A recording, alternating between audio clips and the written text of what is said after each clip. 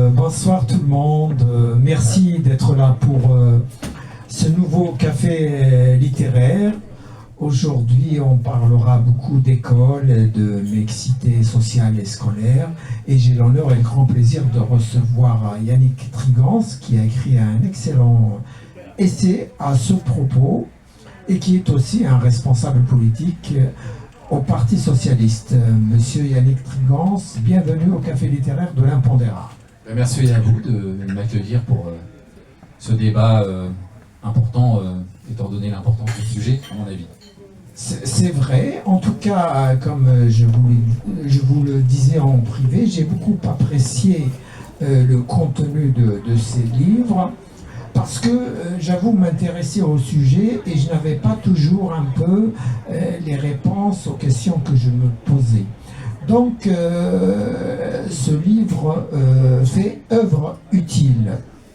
Alors, est-ce que vous pouvez nous présenter l'essentiel de ce livre? Alors, en quelques mots, c'est un livre qui essaie de montrer, premièrement, que la mixité sociale et scolaire aujourd'hui n'existe plus dans beaucoup d'établissements scolaires, dans beaucoup d'écoles de la République, que cette mixité sociale et scolaire, deuxièmement, est absolument nécessaire pour finalement préparer les enfants d'aujourd'hui à être des adultes de demain, élevés, grandis ensemble dans l'altérité, dans la différence, dans la solidarité, dans la coopération, et dans ce besoin d'être mélangé avec d'autres enfants, quel que soit le milieu d'où l'on vit, l'endroit d'où on vient, et finalement le milieu sociologique. Et bien évidemment, une fois que j'ai posé à la fois le constat de la situation et les éléments qui m'amènent à penser que cette mixité sociale et scolaire, elle est nécessaire, il y a une troisième partie dans laquelle je m'appuie sur des exemples concrets qui existent en France, qui ont été mis en place dans un certain nombre de territoires et qui montrent que, un, c'est possible, et que deux, pour les enfants, c'est quelque chose d'absolument indispensable que d'avoir ce mélange, ce brassage social, finalement, dans une même classe et sur les mêmes bancs d'une même école.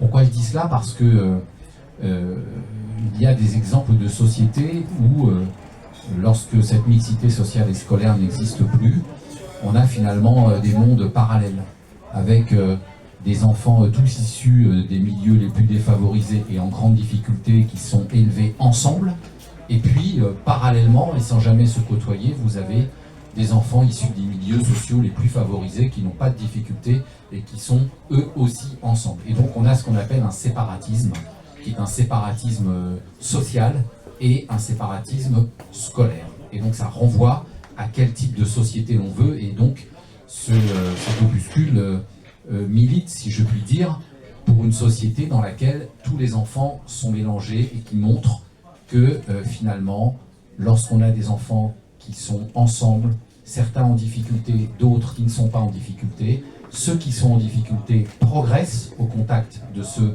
qui ne sont pas en difficulté, et ceux qui ne sont pas en difficulté, ils progressent aussi en acquérant un certain nombre de compétences comme la solidarité, le tutorat, l'entraide, la coopération. Si je vous disais, monsieur Yannick Trigans, quels sont les éléments qui ont permis le recul de la mixité sociale à l'école? C'est une vaste question, je comprends, mais en général, est-ce que c'est lié au système politique? Est-ce que c'est lié à des choix bien précis? Alors, je crois qu'il faut qu'on se le dise entre nous, sans tabou. Tout le monde n'est pas pour la mixité sociale et scolaire. Il y a une partie de la société, il y a une partie de décideurs, de responsables politiques qui ne souhaitent pas que les enfants soient mélangés, mais qui pensent que ceux qui sont en difficulté, ils restent avec ceux qui sont en difficulté, et ceux pour qui tout va bien, ils restent avec ceux pour qui tout va bien. C'est une conception, c'est une société vers laquelle on est en train un peu de tendre en ce moment, qui est une société ultralibérale, société à l'américaine.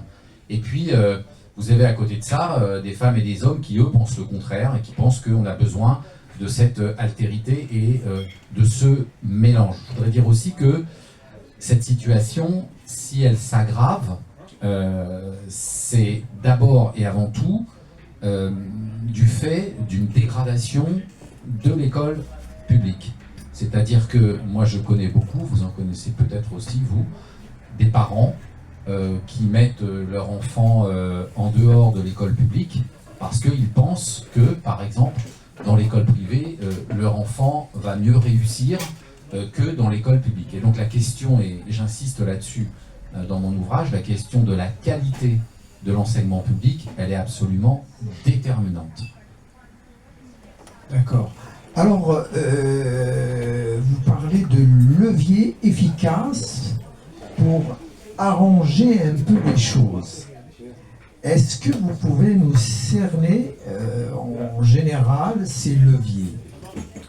Alors, le premier levier, c'est celui que je viens d'évoquer, c'est la qualité de l'enseignement public. Moi, je viens d'un département, et d'autres ici ce soir sont issus de ce département, de la Seine-Saint-Denis, dans lequel un enfant, le temps de sa scolarité obligatoire, va perdre l'équivalent d'une année scolaire complète parce qu'il n'y aura pas eu de remplaçant dans la classe de son enseignant absent. Et donc, la question de la qualité de l'enseignement public, donc la question des remplaçants, la question de la formation des enseignants. Moi, dans mon département, ce sont très majoritairement de très jeunes enseignants qui arrivent dans les quartiers, qui ne sont pas formés et qui se retrouvent dans des classes où il y a beaucoup d'enfants en difficulté et qui ne savent absolument pas quoi faire face à cette situation. Donc la qualité de l'école publique, elle est absolument déterminante. Il faut pouvoir faire que chaque parent soit persuadé qu'en bas de chez lui, en bas de chez elle, dans l'école publique, son enfant va trouver tout ce dont il a besoin pour pouvoir réussir. Parce qu'en fait, ce que chaque parent souhaite, et c'est bien normal, c'est que son enfant y réussisse. Si l'école du quartier, finalement, n'est pas de qualité, les parents vont chercher d'autres stratégies pour mettre leur enfant ailleurs. Donc c'est la qualité de l'enseignement public. Il y a un deuxième élément, c'est la question de l'enseignement privé. C'est-à-dire que aujourd'hui, la France est le seul système au monde qui finance à hauteur de 75% son principal concurrent. C'est-à-dire que l'enseignement privé aujourd'hui, à 96% catholique, est financé sur les deniers de l'État à hauteur de 75%. Ce qui est extrêmement important, c'est le seul pays qui finance son principal concurrent. Ceci étant, il y a la liberté de l'enseignement en France, donc l'enseignement privé peut exister, sauf que aujourd'hui, l'enseignement privé, dans la loi de 2013, doit remplir des missions de service public quand il est financé par l'État et doit donc accueillir un public mixte d'un point de vue social. Or, la réalité aujourd'hui, c'est que l'enseignement privé scolarise 40% d'enfants issus de milieux très favorisés et seulement 10% d'enfants issus de milieux défavorisés. Dans le public, c'est l'inverse. Dans le public, il y a 40% d'enfants issus de milieux défavorisés et très défavorisés et seulement 10% d'enfants issus de milieux favorisés. Et donc, le deuxième levier, c'est de dire à l'enseignement privé, à partir du moment où vous percevez de l'argent public et où vous devez remplir les missions de service public, si vous ne remplissez pas ces missions-là, eh bien à ce moment-là, on va diminuer le financement public de votre établissement. On ne peut pas prendre de l'argent public, comme on dit, l'argent tout de suite, les objectifs plus tard et les contraintes jamais. C'est ce que je dis à un moment donné dans le livre. Ça n'est pas possible. Et donc il faut que l'enseignement privé contribue à cette mission de service public en accueillant tous les enfants. Je vous donne un seul exemple. Moi j'ai été directeur d'école en Seine-Saint-Denis pendant longtemps. Lorsque j'avais un élève qui quittait l'école publique et qui allait dans le privé, il revenait 15 jours après parce qu'il s'était fait virer de l'école. Moi, je le prenais tout de suite parce que l'école publique, elle accueille tous les enfants sans distinction. L'enseignement privé, c'est pas le cas. L'enseignement privé, il trie ses élèves. Et donc là, on a un deuxième sujet. On a aussi, bien évidemment, d'autres leviers qui existent. J'en parle dans mon livre. Il y a là aussi des choses possibles. Je donne l'exemple du département dans mon livre de la Haute-Garonne, où le département de la Haute-Garonne, dont le président est Sébastien Vincini, a décidé donc, de moduler les financements à l'enseignement privé quand il n'accueillait pas une diversité sociale, et deux, ils ont décidé, dans certains quartiers où il n'y avait plus du tout de mixité, où vous aviez 96% d'enfants issus de milieux défavorisés, ils ont rasé le collège, carrément, ils ont rasé le collège, et ils ont réparti les enfants sur d'autres collèges. Et donc, évidemment, le département a financé les cars pour emmener les enfants, ils ont financé les animateurs pour les accompagner. Et donc, il y a des collectivités, il y a des élus qui ont décidé de s'attaquer à ce sujet-là pour dire on ne peut pas continuer comme ça, il faut absolument qu'il y ait ce brassage. Et j'en termine là. Il y a encore d'autres leviers, j'en parle dans mon livre, mais ce sont les trois principaux. Ça fonctionne, c'est-à-dire que je prends l'exemple de la Haute-Garonne, au bout de 3 ans, le taux de réussite au brevet a plus que doublé pour tous ces enfants-là, y compris ceux qui sont issus de milieux défavorisés, et les parents ne sont plus apeurés de mettre leur enfant dans tel ou tel collège. Ils sont rassurés et ils savent que leur enfant, là où il va être scolarisé, il pourra réussir. Très bien. Alors, une petite dernière question avant de donner la parole à la salle, et comme ça, vous pourrez rebondir effectivement sur d'autres thématiques. Alors, votre livre est publié par les éditions de l'Aube et la Fondation Jean Jaurès. Alors, c'est quoi la Fondation Jean Jaurès ? La Fondation Jean Jaurès, c'est une fondation qu'on va qualifier aujourd'hui de think tank, de réflexion sur tout un tas de sujets transversaux. C'est une fondation qui est extrêmement réputée pour le sérieux de ses travaux, pour la qualité de ses publications et de ses enquêtes. Et donc il y a beaucoup de personnes qui écrivent au sein de la Fondation Jean Jaurès. C'est politiquement son histoire, évidemment. Jean Jaurès, ça nous parle, hein. Jean Jaurès, il n'était pas de droite, c'était un homme de gauche. Et donc, du coup, c'est une sensibilité de gauche, mais qui est ouverte à toutes les réflexions et à tous les débats. C'est une fondation qui organise aussi beaucoup de débats, qui organise des séminaires et qui, via les éditions de l'Aube, publie un certain nombre d'ouvrages qui ne concernent d'ailleurs pas tous, fort heureusement, les questions scolaires, mais sur vraiment tout un tas de sujets. Très bien. Alors, si vous voulez maintenant, je vais donner la parole à nos amis pour des interventions, des remarques, des questions. Voilà, la parole est à vous.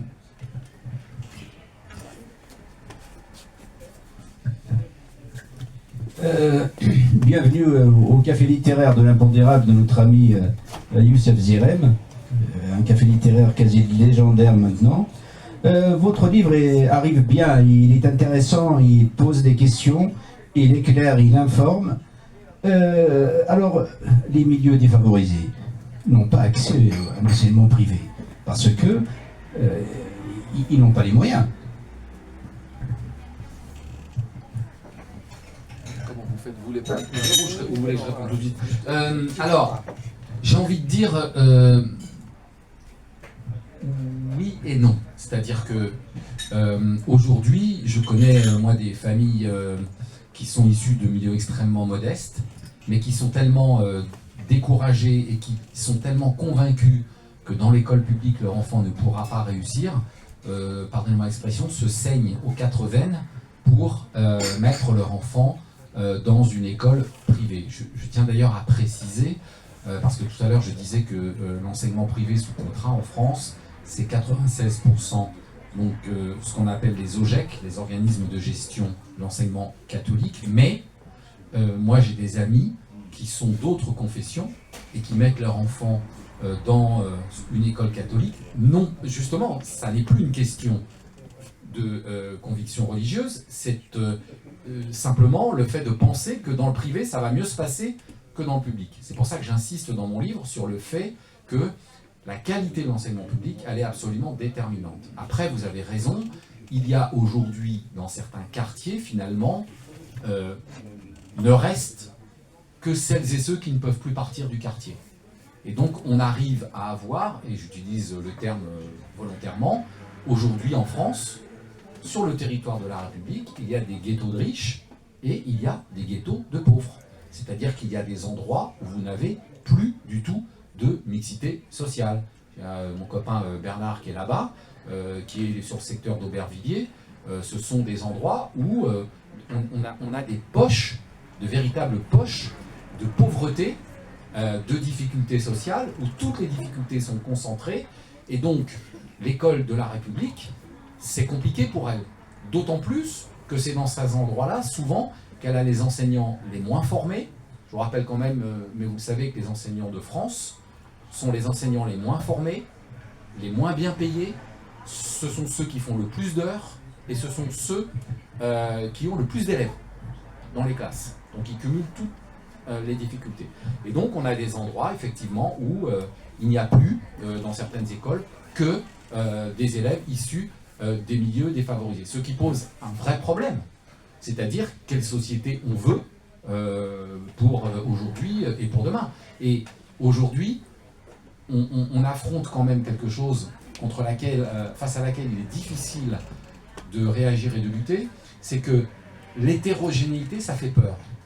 C'est-à-dire que pour beaucoup de parents, l'hétérogénéité, ça fait peur. On a peur de ce qui est différent. Et donc, tout le travail à faire, c'est de montrer que non seulement cette hétérogénéité, elle est nécessaire, elle est positive, et qu'elle permet à tous les enfants de progresser. Et ça, c'est un véritable travail. Ça veut dire aussi, cette question des ghettos de riches et des ghettos de pauvres, l'école, elle ne peut pas tout faire. Parce que l'école, elle est dans un quartier, et donc elle est le miroir du quartier dans lequel elle est. Et que vous avez des quartiers, dans certains endroits, où il n'y a pas de zone pavillonnaire, où vous n'avez que des cités, où finalement il y a des milieux sociaux très défavorisés. Et donc ça interpelle aussi le politique sur la question de la politique du logement. C'est-à-dire comment finalement on introduit de la mixité sociale dans certains quartiers lorsqu'il n'y a plus que des bars de HLM, donc, et que dès qu'on peut partir, les gens s'en vont. Donc ça renvoie aussi à ça, parce que les enfants ils vont dans l'école de leur quartier normalement. Donc du coup il y a aussi cette question de tout ce qu'il y a autour de l'école et dans quel quartier se trouve une école. C'est pour ça que dans les leviers, j'explique aussi que il y a eu dans certains endroits, on a modifié la carte, ce qu'on appelle la carte scolaire, c'est-à-dire, vous savez qu'en France, la carte scolaire, en fait, en fonction de l'endroit où vous habitez, vous allez dans telle école. C'est comme ça. Bon. Et bien du coup, il a fallu dans certains endroits modifier la carte scolaire pour mélanger un peu les enfants et faire qu'on n'ait pas tous les enfants issus d'un même quartier en difficulté ensemble, parce que finalement, ça fait ce qu'on appelle un nivellement par le bas. C'est-à-dire que dans une classe de 30 enfants, si vous en avez 28 qui sont en difficulté ou en grande difficulté, ils vont tous régresser. Par contre, si vous avez moitié-moitié, ceux qui sont en difficulté, ils vont être aspirés vers le haut par ceux qui réussissent, et ceux qui réussissent, du coup, ils vont apprendre à aider les autres, à les conseiller, à les suivre, à les parrainer, à être auprès d'eux. Et donc, l'hétérogénéité, c'est quelque chose qu'il faut aujourd'hui revendiquer. Tout le monde a à gagner à cette hétérogénéité. D'autres remarques, d'autres questions?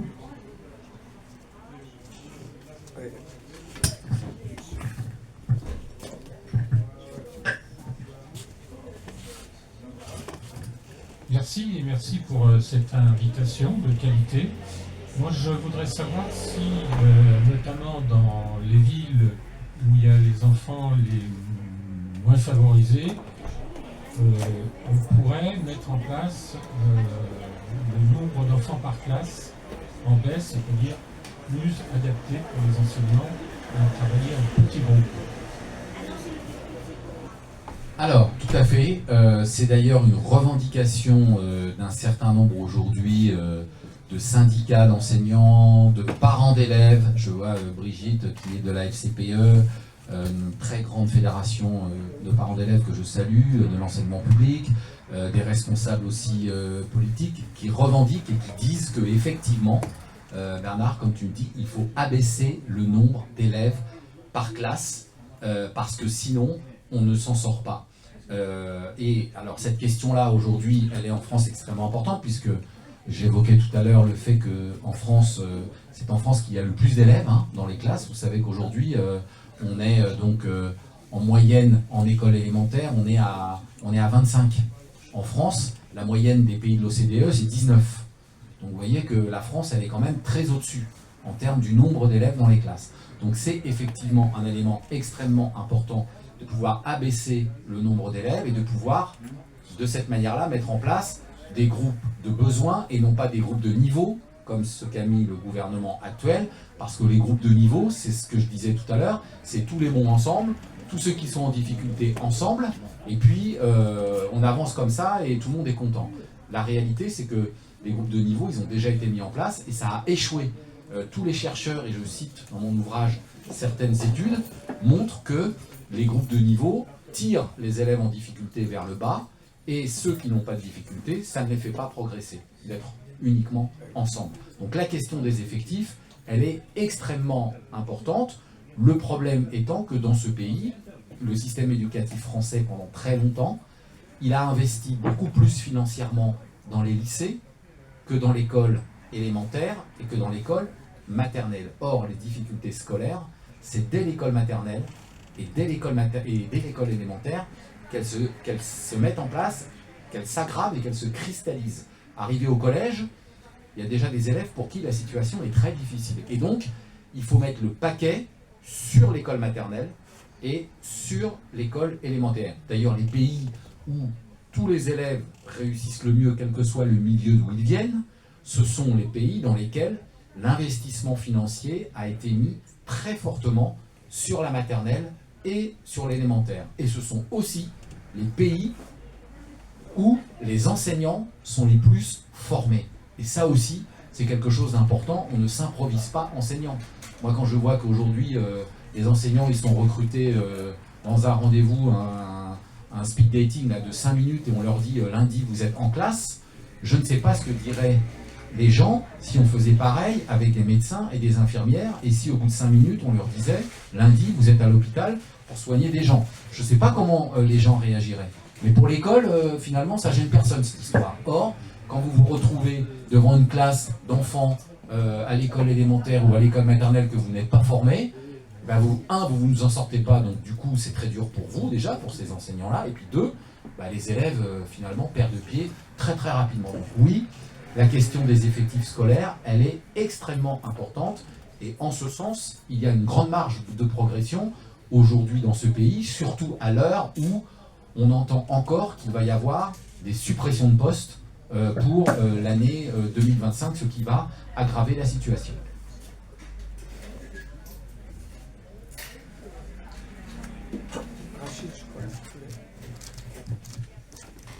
Oui, l'exemple que tu cites de la Haute-Garonne qui a l'air d'être génial, pourquoi n'est-il pas suivi? Ah, alors ça, ça c'est la question essentielle. En fait, le livre montre que lorsqu'il y a un volontarisme politique, ça peut fonctionner et ça permet de tirer tout le monde vers le haut. Que faut-il pour cela? En Haute-Garonne, qu'est-ce qui s'est passé? Le département a accepté de financer. C'est-à-dire que, il faut les collectivités territoriales, mairie, département ou région si c'est des lycées. Les collectivités. Donc il faut que les élus soient persuadés que c'est nécessaire, que ça profite et donc qu'ils investissent financièrement. 2, il faut l'État. Il faut l'État. C'est-à-dire que si là, en Haute-Garonne, l'État a limité le nombre d'élèves, Bernard en parlait, par exemple dans les classes de 6e, l'État a limité à 25. Aujourd'hui, ils sont 29, 30, souvent. Là, dans le département de la Haute-Garonne, dans les classes de 6e, ils en ont eu 25. L'État a également nommé des enseignants en plus dans les écoles élémentaires, ce qu'ils ont appelé des enseignants mixité, c'est-à-dire des enseignants qui ont fait la passerelle entre le CM2 et la 6e. Parce que souvent, les élèves issus des milieux les plus fragiles sont décrochés entre le passage au CM2 et la classe de collège en 6e. Un seul exemple, tu vas comprendre, en CM2, tu n'as qu'une maîtresse ou tu n'as qu'un maître. En 6e, tu changes de prof toutes les heures. Les enfants qui sont issus des milieux les plus en difficulté perdent pied très facilement en collège, de par l'organisation même. Et puis en 6e, il faut savoir s'organiser, il faut savoir prendre ses devoirs, il y a beaucoup de matières, etc. Donc il y a des élèves qui perdent pied. Donc l'État en Haute-Garonne a mis donc des enseignants supplémentaires. L'État a financé la formation des enseignants aussi pour notamment les classes de 6e. Donc les collectivités, l'État, et puis j'aurais dû commencer par ça. Le troisième élément qui est très important, ce sont les parents. C'est-à-dire qu'en Haute-Garonne, ça ne s'est pas fait du jour au lendemain. Le président du département, il n'a pas claqué des doigts en disant à partir de la semaine prochaine, je rase 2 collèges, on va envoyer les élèves ailleurs, etc. Non, ça a pris 3 ans. 3 ans ça a pris. Et il y a eu une centaine de réunions avec les parents, les enseignants aussi qu'il a fallu convaincre, mais avec les parents qu'il a fallu convaincre. Parce que quand vous dites à un parent, on va raser le collège de votre enfant et puis il va aller dans un autre collège, bah, au début, il y a des parents et des enfants qui ne sont jamais sortis de leur quartier. Hein. Donc leur expliquer qu'ils vont prendre un car pour aller dans un collège ailleurs, où ils vont passer la journée, ça ne se fait pas comme ça. Donc du coup, il faut que les parents soient partie prenante du dispositif même et qu'ils soient convaincus que pour leur enfant, ça va être un plus pour leur scolarité et pour leur réussite. Et donc, il faut discuter avec les parents, il faut les écouter dans le département de la Haute-Garonne. Bon, dans le département de la Haute-Garonne, le projet a été un peu modifié en fonction de ce que les parents disaient et pensaient. Alors, il y avait un cadre, c'est-à-dire que Sébastien, Vincini, le département, l'État, ont dit, bon voilà quel est l'objectif. Et pour y arriver, voilà ce qu'on propose. Mais on va discuter avec vous parce que peut-être qu'on peut modifier un peu la manière d'y arriver. Mais en tout cas, les objectifs ont été fixés et il était hors de question de sortir de ces objectifs-là qui étaient d'avoir une hétérogénéité et d'avoir un brassage social. Donc les parents, les collectivités, l'État, bien évidemment, et quand je disais l'éducation nationale, c'est aussi les enseignants. Parce que les enseignants, c'est pas gagné à tous les coups. Il faut arriver à les convaincre aussi, de leur dire que il vaut mieux que dans leur classe, ils aient à la fois des élèves qui travaillent bien et puis certains qui sont en difficulté. Il faut arriver à les convaincre de ça. Parce qu'il y a des enseignants qui ne sont pas forcément convaincus. Ils ne sont pas convaincus parce que souvent, ils ne sont pas formés à traiter justement les besoins différents des enfants dans leur classe. Donc eux, ils préfèrent avoir certains que des enfants qui sont sans difficulté. Comme ça va beaucoup plus vite. Et comme ils ne sont pas formés à ça, il faut arriver aussi, du coup, à les convaincre. Mais c'est un travail de très longue haleine. Mais en tout cas, in fine, ça fonctionne. Et c'est ça qui est important. Oui, bonsoir. Merci de nous avoir invités à ce moment de réflexion sur la base du dernier ouvrage de Yannick Frigance.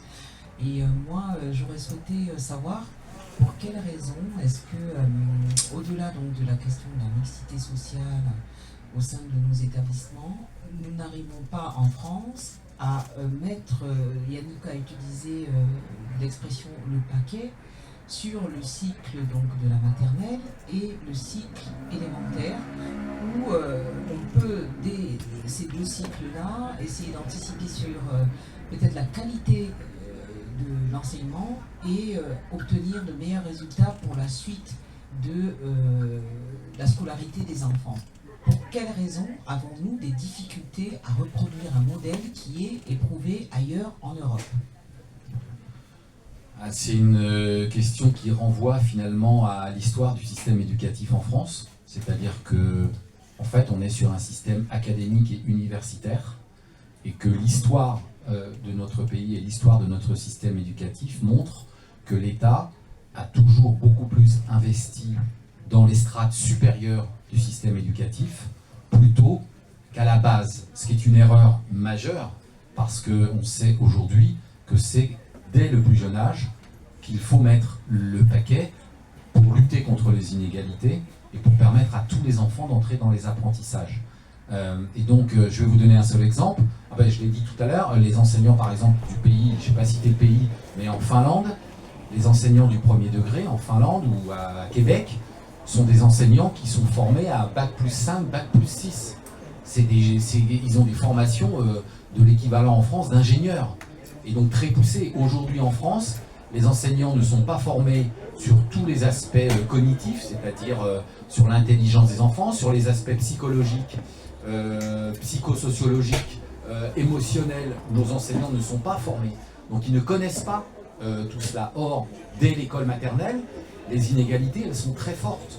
Et que pendant très longtemps, d'ailleurs, vous savez, on dit l'école maternelle. Maternelle, donc ça vient de maternelle, maman. Et donc, cette école maternelle, pendant très longtemps, elle a été négligée. C'est-à-dire que elle n'a pas été considérée comme quelque chose de sérieux. Il y avait même un ministre, il y a quelques années, un ministre qui s'appelait Xavier Darcos, qui avait dit que finalement, en grande section, enfin à l'école maternelle, les enseignants de la maternelle, ils étaient là pour changer les couches des enfants. C'était pour montrer un peu comment le mépris pour l'école maternelle. Or, on sait aujourd'hui que l'école maternelle, elle est essentielle pour plus tard.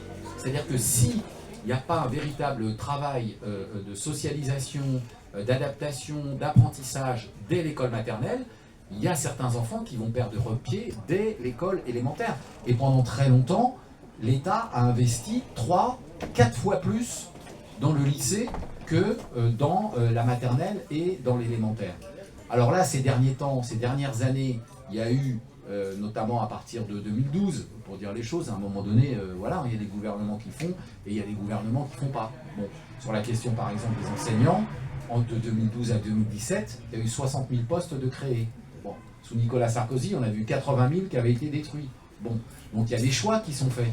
Mais l'école maternelle, l'école élémentaire, il faut mettre le paquet sur le premier degré parce que c'est là. Alors aujourd'hui, tout le monde le sait. Hein. Aujourd'hui, tout le monde le sait. Mais après, c'est effectivement comment, politiquement, on met l'argent là. Je ne dis pas qu'il ne faut plus le mettre ailleurs. Mais finalement, après, on ne fait que écoper. C'est-à-dire que après, au collège, ça commence à être très difficile. Et puis alors au lycée, et c'est pour ça que vous avez aujourd'hui un tri social. Hein. J'aurais pu aussi tout à l'heure souligner le fait que la France est le pays où le déterminisme social est le plus fort. C'est-à-dire que en France, 7 enfants d'ouvriers sur 10 seront ouvriers. Et en France, 7 enfants de cadres seront cadres. C'est-à-dire que le système éducatif français, il reproduit les inégalités et il reproduit socialement, finalement, une forme d'entre-soi et de caste, finalement. C'est un système qui n'efface pas, qui n'arrive pas à mettre de côté l'influence que le milieu social il a sur la réussite des enfants. Et donc c'est vraiment une des grandes difficultés de notre système. Donc en fait, demain, ce qu'il faudrait, dès aujourd'hui, c'est qu'une ministre ou un ministre de l'Éducation nationale dise la priorité aujourd'hui pour l'éducation nationale, c'est pas les classes préparatoires, je suis désolé de le dire comme ça, c'est pas les classes préparatoires, mais c'est l'école maternelle. Je vous donne un seul exemple, et je le dis dans mon livre, l'État est responsable de cette situation-là aujourd'hui. Pourquoi? Je vous donne un seul exemple. Pour un enfant qui est en éducation prioritaire, dans un quartier, éducation prioritaire, donc c'est les endroits où il y a le plus de difficultés scolaires. On appelle ça les EP, voilà, l'éducation prioritaire. En éducation prioritaire, l'État, chaque année, pour un enfant, il donne, pour l'aider à faire ses devoirs, pour le soutien, etc., il donne 18 € par enfant. Bon. L'État, le même État, pour un étudiant qui est en classe préparatoire, aux grandes écoles, et qui le samedi matin fait des cols, ce qu'on appelle des cols, c'est des examens blancs. Ils en font tous les samedis matins, ils font des cols. L'État, il donne pour chaque étudiant 45 fois plus. 45 fois plus que pour un enfant qui est en éducation prioritaire. 98% des enfants qui sont en classe préparatoire avaient un de leurs parents qui était déjà en classe préparatoire. Donc ce sont des élèves qui sont très favorisés. Et pour ces élèves très favorisés, l'État va donner 45 fois plus que pour un enfant qui est dans un quartier défavorisé et qui est issu de milieux défavorisés. Ça veut dire que l'État porte aussi la responsabilité des inégalités et de la reproduction des inégalités dans notre pays. Donc ça, c'est aussi un vrai sujet, et là, ça interpelle les décideurs politiques, c'est-à-dire qu'à un moment donné, il faut avoir le courage de mettre un coup de pied dans la fourmilière et de dire, bon, les classes préparatoires, c'est très bien, on ne va pas les supprimer, mais on va mettre l'argent là où on a besoin de mettre l'argent, parce que dans ces endroits-là, les gamins, ils ont le droit de réussir aussi. Et c'est pas parce qu'ils sont dans un endroit en difficulté, ou alors que leurs parents sont en difficulté, que eux, ils doivent finalement finir, je dis finir, par exemple en lycée professionnel. Parce qu'aujourd'hui en France, quand un élève, quand un jeune il est en difficulté, on lui dit, toi, tu as des mauvaises notes, tu vas aller en lycée pro. Et donc en lycée pro, vous avez 80% des élèves de lycée pro qui étaient en grande difficulté à l'école élémentaire, alors que le lycée professionnel, dans certains pays, il est extrêmement bien reconnu et il est extrêmement valorisé, ce qui n'est pas le cas en France.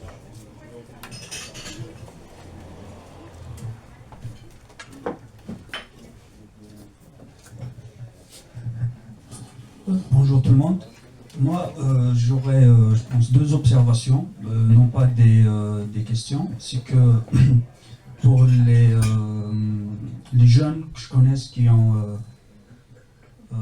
qui sont enseignants, je dirais vacataires, parce qu'ils n'enseignent que des contrats, ils sont rares à refaire la même chose l'année qui vient, l'année d'après. Donc, et ils sont quand on discute, ils sont dans des situations, ils ne savent pas comment s'y prendre vraiment. Pour résumer, et autre chose pour ce qui est des inégalités, parce que l'inégalité commence à la maison. Parce que parfois dans les zones sensibles, etc., les parents eux-mêmes sont dépourvus. Ils n'ont même pas la capacité de suivre leurs enfants, et que cet handicap-là suit les enfants même à l'université. C'est que quand on se retrouve en master ou en licence, etc., avec des étudiants ayant fait la prépa, il y a vraiment là un décalage qui se ressent. Donc la difficulté, quand ils commencent dès la maternelle, elle ne suit jusqu'à l'université et même au-delà. Donc, merci pour vos deux remarques. Je trouve qu'elles sont extrêmement justes. Il y a un sociologue qui s'appelle Camille Penny qui a écrit un livre dans une collection que je vous recommande, dans laquelle je n'ai aucune action personnellement, mais qui est une très bonne collection qui s'appelle La République des idées. Et ce sociologue a dit exactement ce que vous êtes en train d'expliquer, c'est qu'en fait en France, les cartes qu'un bébé il trouve dans son berceau, les cartes qu'il a, c'est-à-dire le milieu d'où il vient, elles déterminent déjà son parcours scolaire jusqu'à l'université. C'est-à-dire que le milieu dans lequel vous vivez en France, il est déterminant. Je vous disais tout à l'heure, en classe prépa, quand vous demandez aux élèves sur une classe de 40, vous dites quels sont ceux qui ont leurs parents qui ont fait une classe prépa. Sur les 40, il y en a 39 qui vont lever la main. Parce qu'ils ont au moins des deux parents qui a fait une classe prépa. Et puis il n'y en aura qu'un qui n'aura pas fait, dont ni le père ni la mère. Donc il y a une reproduction. Et ce que vous disiez est tout à fait juste, les inégalités, elles commencent à la maison, et c'est bien pour ça que le rôle de l'école de la République, c'est de combler ces inégalités. C'est-à-dire que, j'ai toujours pris l'exemple, en fait, les enfants, au départ, dans leur vie, ils ne sont pas sur la même ligne de départ. Et je vois Brigitte qui est là, qui est de Neuilly-sur-Marne, et donc un enfant de Neuilly-sur-Seine, dans le 92, il n'est pas sur la même ligne de départ dans la vie qu'un enfant de Neuilly-sur-Marne, où tu es. L'enfant de Neuilly-sur-Marne, il est 150 mètres derrière. Parce que vous avez des territoires qui sont beaucoup plus favorisés que d'autres. Et donc, le travail de l'école de la République, c'est pas de les mettre en compétition. Parce que je pense, et je le dis dans le livre, que l'école de la République, c'est pas une école de la compétition. Et ça, c'est terrible aujourd'hui, parce qu'il y a de plus en plus de compétition dans l'école. Dès l'école maternelle, il faudrait faire des évaluations, il faudrait noter les élèves. Ça, c'est une des tares de notre système aussi. Les systèmes dans lesquels les enfants réussissent le mieux sont les systèmes dans lesquels il n'y a pas de notes avant les classes de CM1 ou CM2. Avant, il n'y a pas de notes. Et donc, il n'y a pas de compétition entre les élèves. Il n'y a pas de pression. Moi, j'ai vu des parents dès l'école maternelle qui venaient et qui disaient mais pourquoi vous mettez pas de notes, etc. Mais attendez, et donc en fait, il y a une pression qui tombe sur l'école de plus en plus et qui est sur les parents. Parce que le monde dans lequel on est, c'est un monde de compétition et que l'école, elle n'y échappe pas. Or, l'école de la République, elle n'est pas là pour mettre les enfants en compétition. Elle est là pour les mettre en coopération, pour les mettre dans l'entraide et pour les mettre tous dans les apprentissages. Et donc, le milieu duquel vous venez, vous avez tout à fait raison. Il y a des parents, et c'est pour ça qu'il faut que l'école, elle fasse attention. Moi, je vois des enfants qui rentrent chez eux le soir, ils ont des devoirs écrits à faire, mais comment voulez-vous qu'il y ait des parents qui puissent aider leur enfant à la maison? Et donc, il y a des inégalités qui sont très fortes.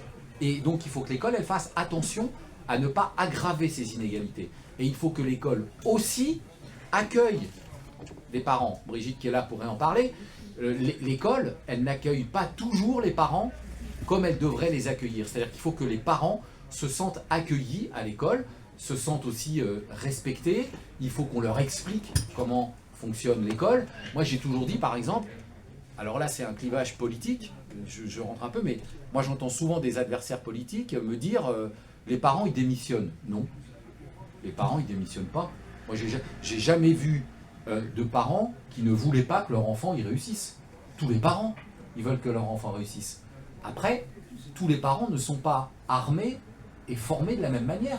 C'est pas évident d'aider son enfant à faire les devoirs, à comprendre ce que les enseignants y demandent, les maths, le français. Il y a des parents qui parlent pas français. Donc quand l'enfant y rentre avec des devoirs à faire en français, comment voulez-vous que le parent puisse aider? Et donc, il faut accompagner, il faut aider les parents, il ne faut pas que l'école, elle aggrave les inégalités. C'est pour ça qu'il y a des écoles qui font des choses très bien, par rapport à ce que vous disiez tout à l'heure, qui organisent des temps d'accueil des parents, qui leur expliquent les choses, et qui établissent une relation de confiance. Il faut que les parents ils soient en confiance aussi avec l'école. C'est extrêmement important d'ouvrir les portes de l'école et d'accueillir les parents. Et puis parfois, moi ça m'est arrivé quand j'étais directeur d'école, je rappelais aux parents qu'ils étaient les premiers responsables de leurs enfants. Les premiers responsables de leurs enfants, c'est pas l'école, ce sont les parents. Donc il faut que les parents soient responsables de leurs enfants. Et il faut que l'école, elle, soit là pour remplir ses missions. Deuxième élément que vous évoquez à juste titre, c'est la question des vacataires. C'est terrible cette histoire-là. Parce que pourquoi il y a de plus en plus de vacataires? Parce que le métier n'attire plus. Parce qu'aujourd'hui, il y a encore, au mois de juin, il y avait encore plus de 3000 postes d'enseignants qui étaient non pourvus. Parce que plus personne ne veut passer le concours d'enseignant. Pourquoi? Parce qu'aujourd'hui, pour passer le concours d'enseignant, il faut Bac+5. C'est un concours qui est très difficile. Quand vous l'avez, vous n'avez pas de formation. Vous n'avez pas de formation. Vous démarrez à 1600, 1700 euros, Bac+5. Aujourd'hui, un jeune qui a fait Bac+5 en maths, il ne va pas passer un concours pour être prof à 1700, 1800 euros devant 30 élèves, avec tout le travail que ça représente, sans être formé. Vous voyez, ça n'intéresse pas. Donc, plus personne ne veut faire ça. Il y a aussi une augmentation du nombre de démissions ces dernières années. Ça commence parce que c'est ce que vous disiez, c'est très dur. Franchement, dans certains endroits, moi j'ai beaucoup de respect pour les enseignants, non pas parce que j'ai été enseignant, mais parce que je trouve que c'est un métier qui est de plus en plus difficile. C'est un métier qui n'est pas bien payé, c'est un métier où les gens ne sont pas formés. Par exemple, vous n'avez pas de médecine du travail dans l'enseignement. Moi j'ai été 26 ans dans l'enseignement, je n'ai pas fait une visite médicale. Il n'y a pas un médecin en médecine du travail. Et puis quand vous êtes enseignant dans mon département de la Seine-Saint-Denis, si vous voulez changer de département, vous ne pouvez pas, c'est impossible. Donc du coup, il n'y a plus d'enseignants, il n'y a plus de candidats pour passer les concours.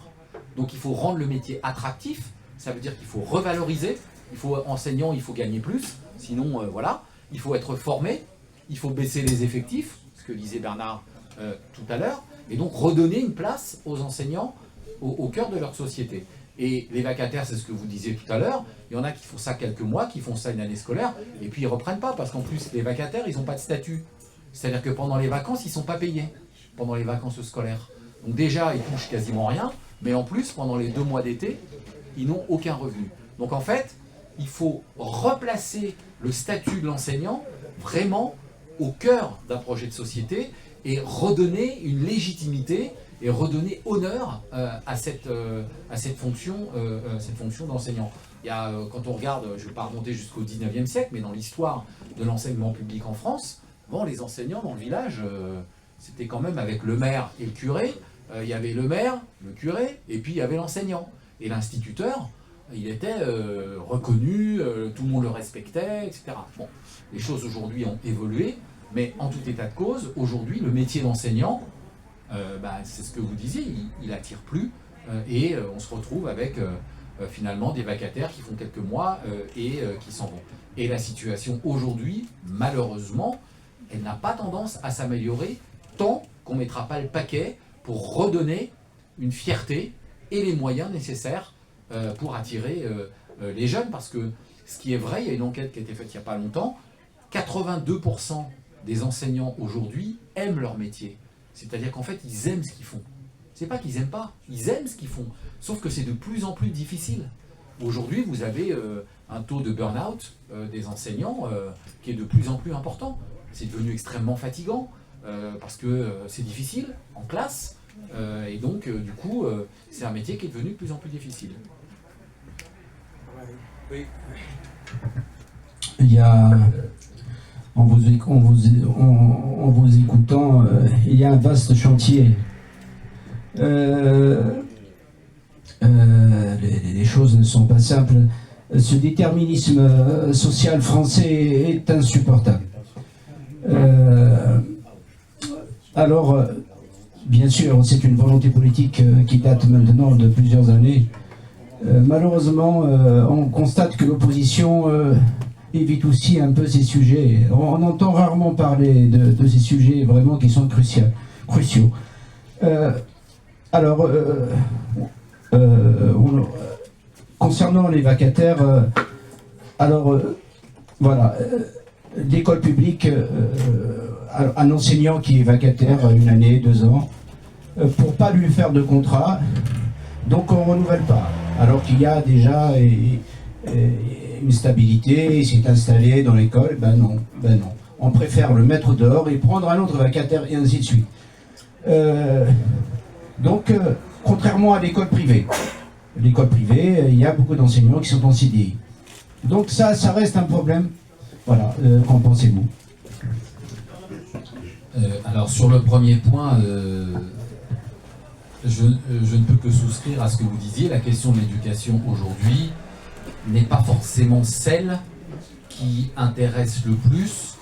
D'ailleurs, vous regardez le temps qui est consacré à l'éducation dans les médias, ou alors le peu de temps qui y est consacré, c'est généralement sur BFM ou sur CNews, désolé de les citer, et donc sur des sujets dont vous allez voir et dont vous pouvez mesurer l'importance, comme par exemple la question de l'uniforme à l'école. C'est très important comme sujet, franchement. Franchement, la question de l'uniforme à l'école, on peut considérer que la question des effectifs, de la formation, du salaire des enseignants est autrement plus importante. Donc en fait, ceux qui parlent de l'école ne parlent que de sujets finalement qui sont accessoires, qui sont anecdotiques et qui ne concernent pas le cœur de la problématique. Et je fais le lien avec un autre cliché qu'on a sur l'éducation. Moi j'ai des adversaires politiques qui nous disent tout le temps l'éducation en fait ça coûte cher. Mais c'est ce que disait, Victor Hugo disait à fermer les prisons pour ouvrir des écoles. Vous voyez ? Et donc moi je pense que bien sûr l'éducation ça a un coût. C'est aujourd'hui l'administration qui a le plus de personnel, c'est 900 000 enseignants pour 11 millions d'élèves. 11 millions d'élèves. Moi je dis que l'éducation c'est d'abord et avant tout un investissement. C'est d'abord un investissement. Bien sûr que c'est un coût, mais c'est d'abord un investissement. Pourquoi ? Parce qu'on investit dans la jeunesse. On investit dans l'avenir du pays. L'école aujourd'hui, les petits qu'on forme aujourd'hui dès l'école maternelle, ce sont les adultes de demain. Et que si on n'investit pas dans l'éducation, le coût ultérieur pour la société, il est autrement plus important.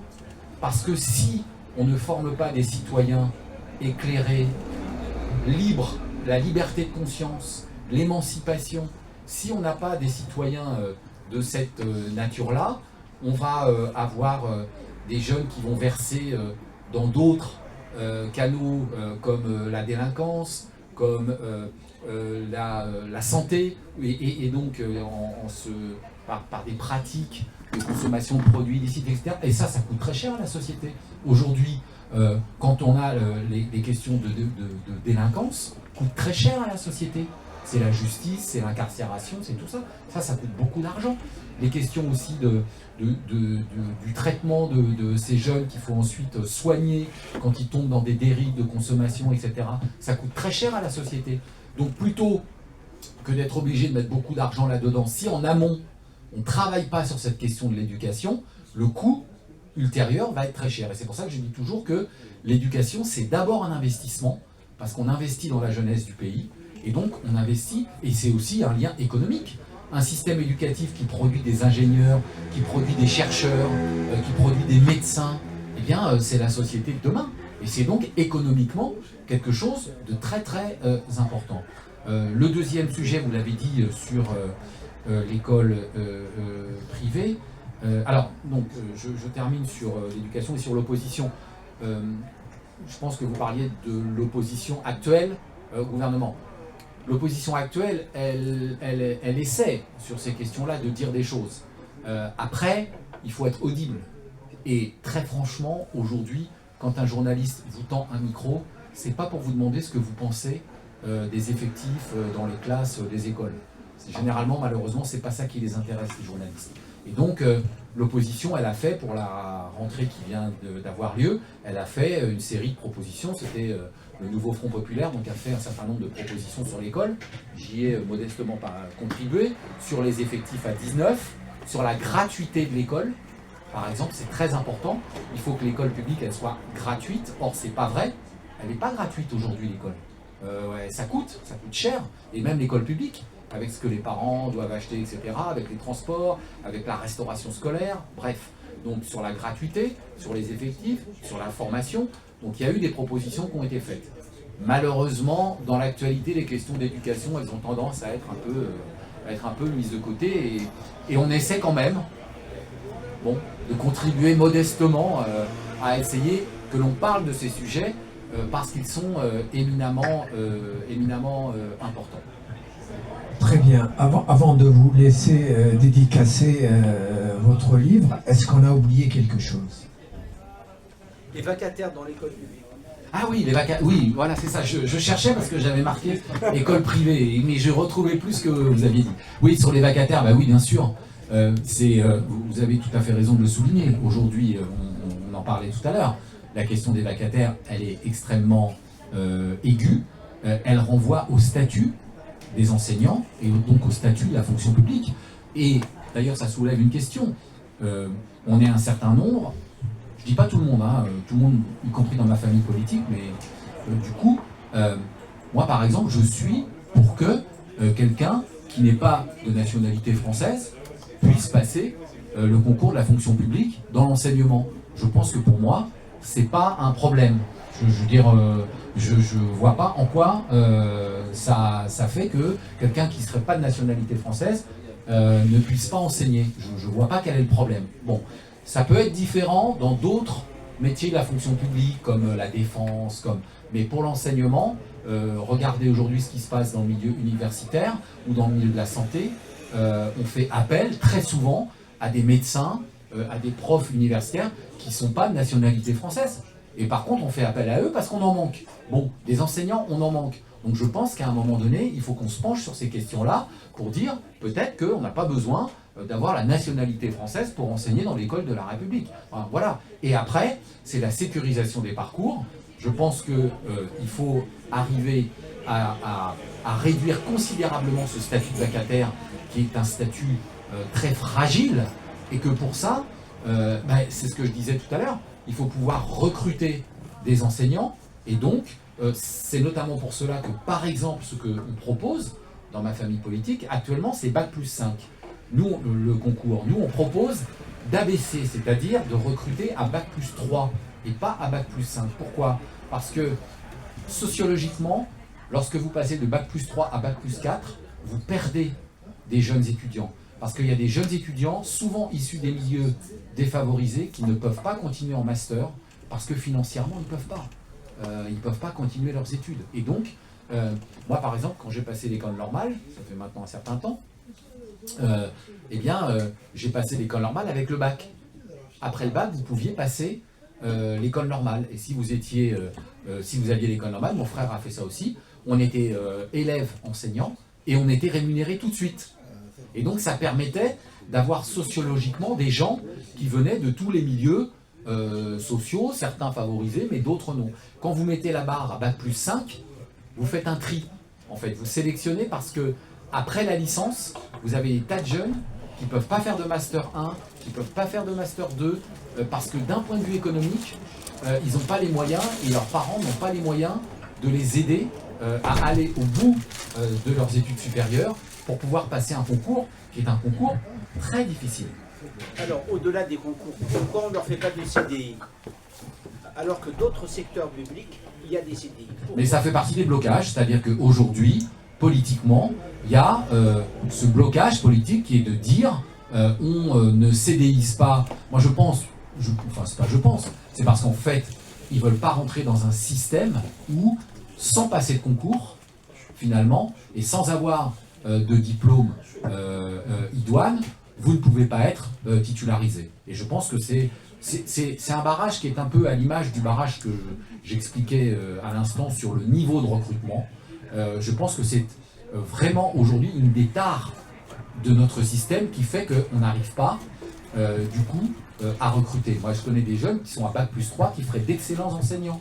Mais par contre, ils ne vont pas pouvoir poursuivre à bac plus 5 pour passer le concours, et puis ils ne veulent pas rentrer non plus dans un statut précaire où, pardonnez-moi l'expression, vous êtes payé au lance-pierre. Enfin, parce que c'est ça la réalité. Monsieur le disait tout à l'heure. Voilà. Eh bien, Monsieur Yannick Trigance, merci d'être passé au Café littéraire de l'Impondérable. Je vous laisse dédicacer les quelques exemplaires et puis on pourra continuer la discussion autour d'un verre. Hein. Une nouvelle fois, merci. Si vous voulez dire quelque chose... Je voulais simplement d'abord vous remercier du coup Rachid qui du coup a permis de nous mettre en contact pour pouvoir avoir cet échange. Et puis vous remercier toutes et tous pour votre présence, pour votre participation, et vous dire que même si ce soir on a évoqué des difficultés, mais moi je garde espoir. Et en tout cas, je ne lâche pas sur cet objectif qui est de dire que tous les enfants, partout en France, quel que soit l'endroit où ils vivent, le milieu d'où ils viennent, ils ont le droit de réussir. Et quand je dis réussir, ça ne veut pas dire tout le monde va faire l'ENA ou Sciences Po. On n'a pas besoin de ça pour réussir. Un électricien, on en a besoin. Des bouchers, charcutiers, on en a besoin. Des maçons, on en a besoin. Et donc il faut que l'école de la République, elle permette à tous ces jeunes, parce que même quand on est maçon, même quand on est électricien, on a besoin de savoir lire, on a besoin de savoir écrire, on a besoin de savoir compter. Et donc il ne faut pas lâcher là-dessus. Ce sont des exigences qu'il ne faut pas lâcher. Il n'y a pas à se dire que parce que on va être peintre en bâtiment, c'est pas grave, on n'a pas besoin de savoir lire, écrire et compter. Si, on a besoin. Et donc c'est le travail de l'école de la République de permettre à chacun de ses enfants de pouvoir grandir avec d'autres dans cette altérité, dans cette différence, et d'avoir le droit de réussir sa vie.